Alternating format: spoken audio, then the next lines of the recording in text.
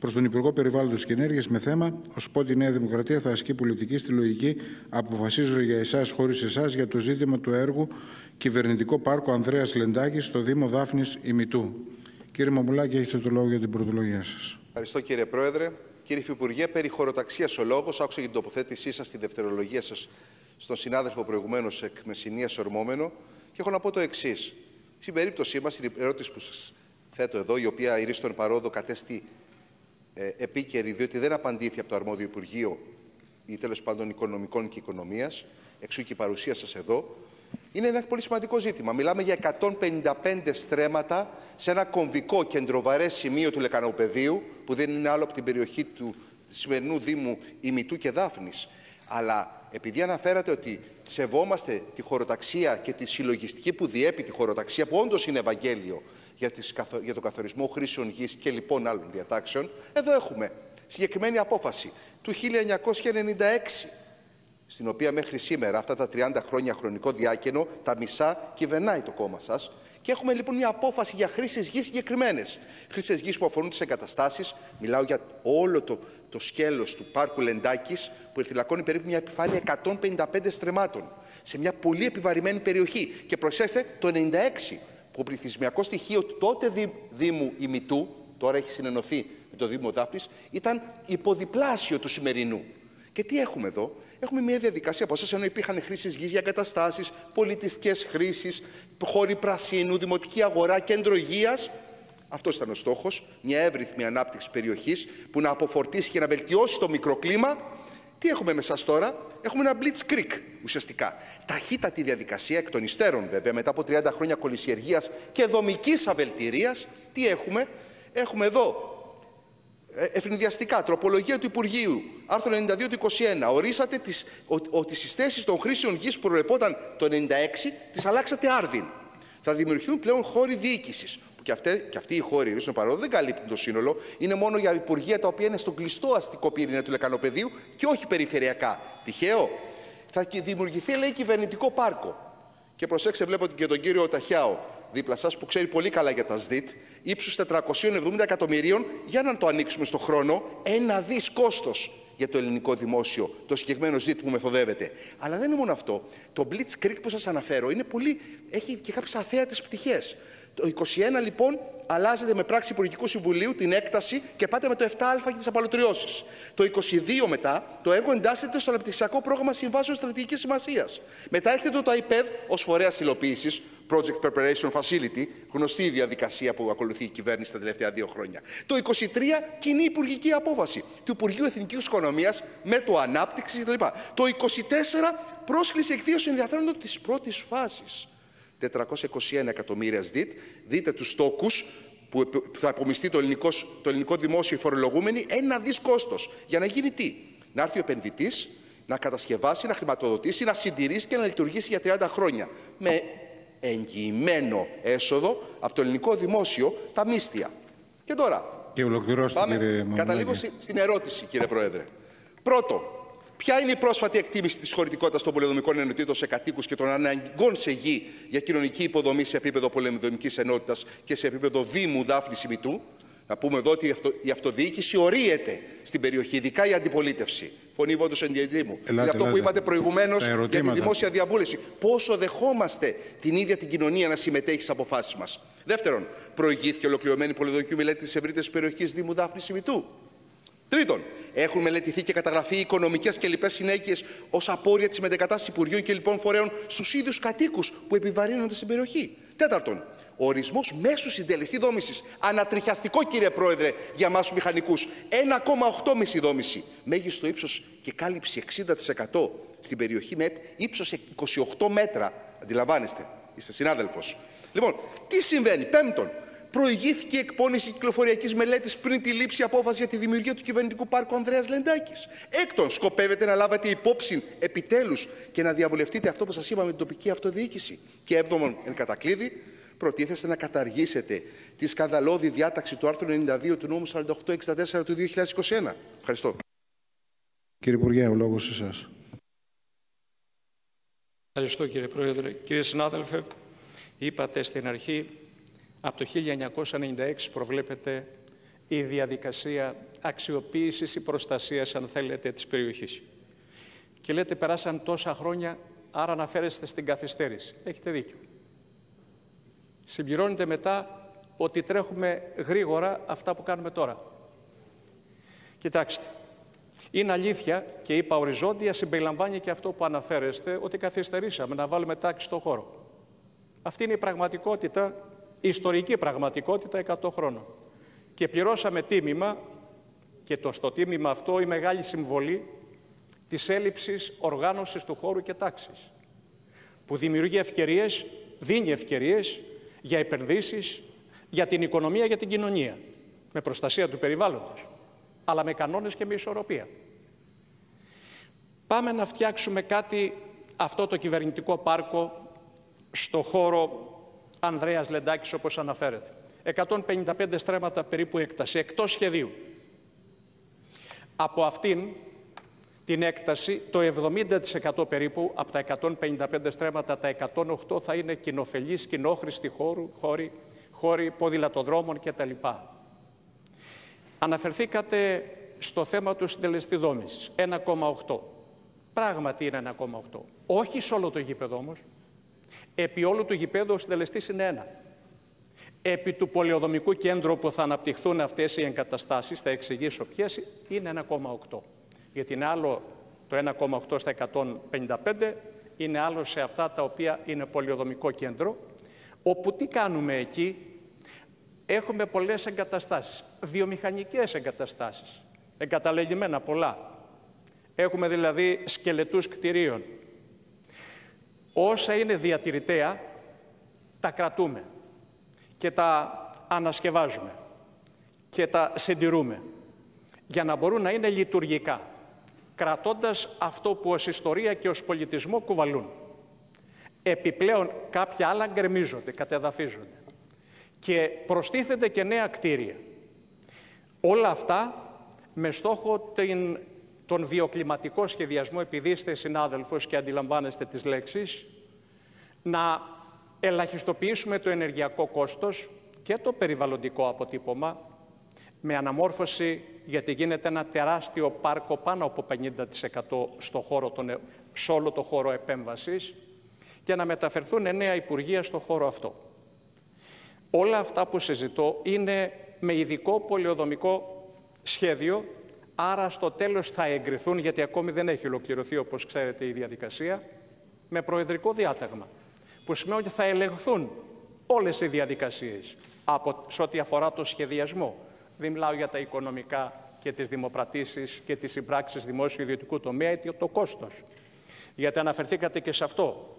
Μιλάω από πλευράς χωροταξίας και πολεοδομίας, θα εγκριθεί αυτό με προεδρικό διάταγμα, άρα στο τέλος της ημέρας θα είναι ελεγμένη η διαδικασία αν τηρήθηκαν οι κανόνες και οι όροι.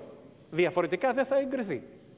Στη φάση της διαβούλευσης, γιατί αναφερθήκατε στη διαβούλευση, η οποία όπως ξέρετε γίνεται πριν την έγκριση της στρατηγικής μελέτης περιβαλλοντικών επιπτώσεων.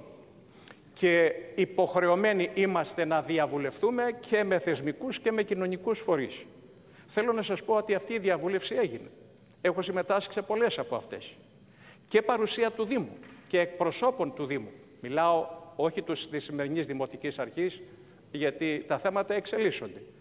Είχαμε εκλογές και έχουμε νέα διοίκηση από την 1η του χρόνου. Όμως ο προηγούμενος Δήμος γνωμοδότησε θετικά για το θέμα αυτό. Δεν λέω ομόφωνα, λέω θετικά. Υπήρξαν και ενστάσεις. Είχαν και άλλες παρατηρήσεις. Η γνωμοδότηση όμως κατά πλειοψηφία είναι θετική. Και εξελίσσουμε αυτό το σχεδιασμό. Άρα η διαβούλευση έγινε όσο οφείλαμε, λαμβάνονται υπόψη οι γνωμοδοτήσεις θετικές και αρνητικές. Σε ό,τι αφορά τις θετικές, που μπορεί ενίοτε να είναι με προτάσεις, παρατηρήσεις, που αυτές αν είναι αξιολογούμενες θετικές με την έννοια ότι χρήζουν περαιτέρω ασφάλισης, μπαίνουν ως όροι στη στρατηγική μελέτη περιβαλλοντικών επιπτώσεων. Σε ό,τι αφορά τις αρνητικές θέσεις, είναι υποχρεωμένοι, και το ξέρετε, να υπάρξει απάντηση με τεκμηρίωση σε κάθε πρόταση. Δεν τις πετάμε και δεν πετιούνται έτσι στον αέρα, αλλά οφείλει, γιατί αξιολογούνται από το Συμβούλιο Επικρατείας οι αρνητικές προτάσεις και γνωμοδοτήσεις, αν για αυτές τις αρνήσεις, για τους λόγους που υπάρχει αρνητική γνωμοδότηση, αν υπάρχουν ισχυρά στοιχεία που πρέπει να αλλάξουν τη θέση. Κύριε Υπουργέ, λοιπόν, το χρόνο έχουμε υπερβεί κατά πολύ. Έχετε και δευτερολογία εξάλλου. Πήρα φόρα, αλήθεια είναι απόψε. Ναι, τα θέματα του χωροταξικού χωράνε ώρες συζήτηση. Λοιπόν, η συζήτηση είναι γιατί δεν τελειώνει, κύριε Πρόεδρε. Δεν θέλω να πάρω άλλο χρόνο, αγαπητέ συνάδελφοι, θα συνεχίσω και στη δευτερολογία. Έχετε και τη δευτερολογία εξάλλου. Λοιπόν, κύριε Μαμουλάκη. Έχω μια ευεργετική από τη δική σας πλευρά, αν θέλετε, προσέγγιση. Διπλασιάστηκε ο χρόνος απάντησης του κυρίου Υπουργού. Δεν ζητάω πολλά. Θα πάω κατευθείαν στο διατάφτα. Κύριε Υπουργέ, είπατε το εξής, ότι ακούτε και ότι διαβουλεύεστε. Πραγματικά είναι απορίας άξιων ο κορυφαίος επιστημονικός φορέας αυτού εδώ του τόπου, που δεν είναι άλλος για τα ζητήματα αυτά από το Εθνικό Μετσόβιο Πολυτεχνείο, το οποίο έχει καταθέσει επισήμως, όχι απλά τις επιφυλάξεις του για την επιχειρούμενη από πλευρά σας παρέμβαση, αλλά λέει ξεκάθαρα για ζητήματα όπως η αύξηση κατά 50% της κυκλοφορίας των μετακινήσεων, με ό,τι αυτό συνεπάγει διασοχλήσεις, με δέσμευση τεράστιων χώρων στάθμευσης, ρύπανση, ηχορύπανση, από όλες τις πλευρές, και τα έχει καταθέσει δημοσίως. Άραγε αυτά θα ληφθούν υπόψη ή λαμβάνεται υπόψη μόνο οτιδήποτε ετερόκλητα θετικά παρατηρείται ή παρουσιάζεται? Και τώρα πάμε στην ουσία. Η ουσία είναι εδώ ότι σχεδιάζεται με ένα υπερβολικό κόστος. Κατάλαβα τη διάθεσή σας να αποφύγετε τα των οικονομικών ζητημάτων και το παραπέμπετε σε άλλο Υπουργείο. Αλλά εδώ μιλάμε για 1 δισεκατομμύριο ευρώ κόστος. Και να κάνει τι? Να μεταφέρει 9 από τα δεκάδες υπουργεία, να πούμε ότι είστε και η πολυπληθέστερη κυβέρνηση στην ιστορία αυτού του τόπου, με 62 υπουργούς και υφυπουργούς. Αλλά τι κάνετε? 9 δις για να μεταφερθούν 9 υπουργεία, τα οποία είναι ήδη στο κέντρο, το κεντρικό ιστό των Αθηνών. Και να πάνε πού? Να πάνε στη Δάφνη και τον Ημιτό. Μπορεί τη χάρη να μην είμαι από την περιοχή, αλλά την επισκέφτομαι συχνά, τη γνωρίζετε σίγουρα κι εσείς, κύριε Ταγαρά, που είναι ήδη πυκλοκατοικημένη, που είναι ήδη πυκλοδομημένη, που ήδη έχει προβλήματα άρτιας κυκλοφοριακής προσέγγισης. Αν μη τι άλλο, δεν θα μιλήσω για τις οχλήσεις της ρύπανσης, κυρίως αέριας ρύπανσης. Άρα, τι κάνουμε εδώ? Πάμε να επιβαρύνουμε σημειακά μία περιοχή, διαθέτοντας απίστευτους πόρους που δεν νομίζω ότι μας περισσεύουν, για να κάνουμε τι? Ένα νέο approach to real estate? Πείτε μου, σας παρακαλώ. Το λέω πραγματικά εν πλήρη συνειδής των λεγόμενων μου. Γιατί εδώ πρέπει να υπάρχει μια ορθολογική προσέγγιση. Και οι πολιτικές που χαράσσονται πρέπει να εδράζονται σε οικονομοτεχνικά στοιχεία. Δεν καταλαβαίνω την προσέγγιση. Και ελπίζω, κύριε Ταχιά, τώρα αναφέρομαι, δεν έχω δίπλα τον συνάδελφο μηχανικό, να μην πάει με unsolicited proposals, με τις αυτόκλητες προτάσεις, το εφεύρημα του κυρίου Καραμαλή που μας έφερε το Ελληνικό Κοινοβούλιο, και έχει καταδικαστεί ήδη η Ιταλία για τέτοιου είδους νομοθετήματα. Αλλά αυτό θα δούμε στην πορεία. Κύριε Ταγαρά, ειλικρινά, είστε άνθρωπος ο οποίος έχετε γνώση και εμπειρία. Και επικαλούμε πραγματικά τη δική σας προσέγγιση. Είναι δυνατόν να θεσμοθετείτε αυτό το πράγμα και με τέτοιες διαδικασίες που σας παρέθεσα? Είπα Blitzkrieg, fast track. Για ποιον λόγο? Τι θα δώσει θετικό σε μια περιοχή που, σας λέω, υπήρχε σχέδιο χρήσης γης ξεκάθαρες, με πολύ παραπάνω πράσινο? Και μην μου πείτε ότι ο ενιαίος συντελεστής δόμησης 1,8 σημειακά, 1 εν συνόλο. Ξέρετε τι σημαίνει 1% εν συνόλο? Ξέρετε. Στα 155.000 στρέμματα θα δομηθεί επιφάνεια 155.000 τετραγωνικών μέτρων σε μία έκταση 155.000 τετραγωνικών μέτρων. Ονόν νοήτο. Καταλήγω.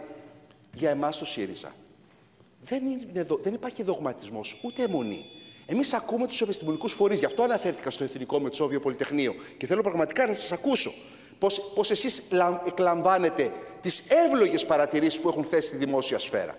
Εμείς δεν έχουμε δογματισμό σε αυτό. Αλλά δεν μπορούμε να μην ακούμε την τοπική κοινωνία αφενός, που το τονίζω, η αντιπολίτευση Ελλάσσων, κυρίως του Δήμου Δάφνης Ημιτού, έχει καταθέσει προτάσεις, και φυσικά τον επιστημονικό κόσμο της χώρας, που εκφράζεται δια των πολυτεχνείων κλπ.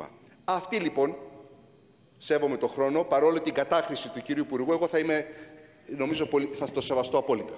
Άρα λοιπόν, καταλήγω και λέω το εξής, και περιμένω και τη δευτερολογία σας. Σκεφτείτε πόσο ευεργετικό θα ήταν ένα παλιό εργοστάσιο πυρομαχικών να είναι άρρηκτα συνδεδεμένο με μια περιβαλλοντική αναμόρφωση του τόπου και όχι μια επιβάρυνση έτσι περαιτέρω. Ευχαριστώ. Ελάτε, κύριε Υπουργέ, έχετε το λόγο. Ευχαριστώ, κύριε Πρόεδρε. Κύριε συνάδελφε, Ρωτήσατε αν είχε υπάρξει κυκλοφοριακή μελέτη. Βεβαίως έχει υπάρξει κυκλοφοριακή μελέτη για να λάβει υπόψη όλες τις επιβαρύνσεις λόγω της αλλαγής μετακίνησης ενός σημαντικού αριθμού. Λέω ότι υπάρχει κυκλοφοριακή μελέτη η οποία έχει λάβει υπόψη ακριβώς αυτές τις παρατηρήσεις που αναφερθήκατε και θέλω να συμπληρώσω, οι οποίες ελήφθησαν υπόψη στην συζήτηση και στην έγκριση της στρατηγικής μελέτης περιβαλλοντικών επιπτώσεων. Να συμπληρώσω μόνο τα εξής ό,τι αφορά αυτό. Δεν θα υπάρξουν και δεν θα μείνουν μόνο οι δρόμοι μεταφοράς και μετακίνησης ή σημερινοί για να οδηγηθούμε στη νέα θέση με τις χρήσεις τις πρόσθετες. Λάβετε υπόψη ότι θα υπάρξουν και γραμμές μετρό πρόσθετες, ακριβώς λαμβάνοντας υπόψη τον αριθμό μετακινήσεων προς την πλευρά του κυβερνητικού πάρκου, όπως και κίνητρα για τα μαζικά μέσα μεταφοράς και άλλες παρεμβάσεις που στο τέλος θα πρέπει στην πράξη, αλλά η μελέτη εκεί οδηγεί όμως, γι' αυτό γίνεται από πριν η μελέτη, ότι αυτές οι μετακινήσεις θα μπορούν χωρίς προβλήματα να οδηγούν στο χώρο εργασίας και της μεταφοράς των Υπουργείων. Αυτά σε ό,τι αφορά την κυκλοφοριακή μελέτη και το φόρτο που βεβαίως με τα σημερινά δεδομένα δεν επαρκεί. Οι υπάρχοντες δρόμοι που οδηγούν σήμερα εκεί σε μια τέτοια μετακίνηση προφανώς και δεν φτάνουν. Αλλά όλα αυτά είναι ένα συνολικό σχεδιασμός, μια μεγάλη μετακίνηση, μια μεγάλη παρέμβαση. Δεν θέλω να πω, είπατε πριν αν έχουν ληφθεί υπόψη και οι αλλαγές από το 1996, οι πληθυσμοί.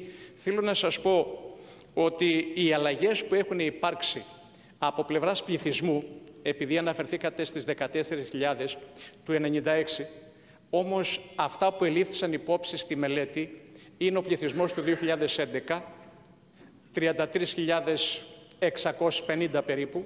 Αυτοί που υπάρχουν στη νέα απογραφή είναι 222 παραπάνω.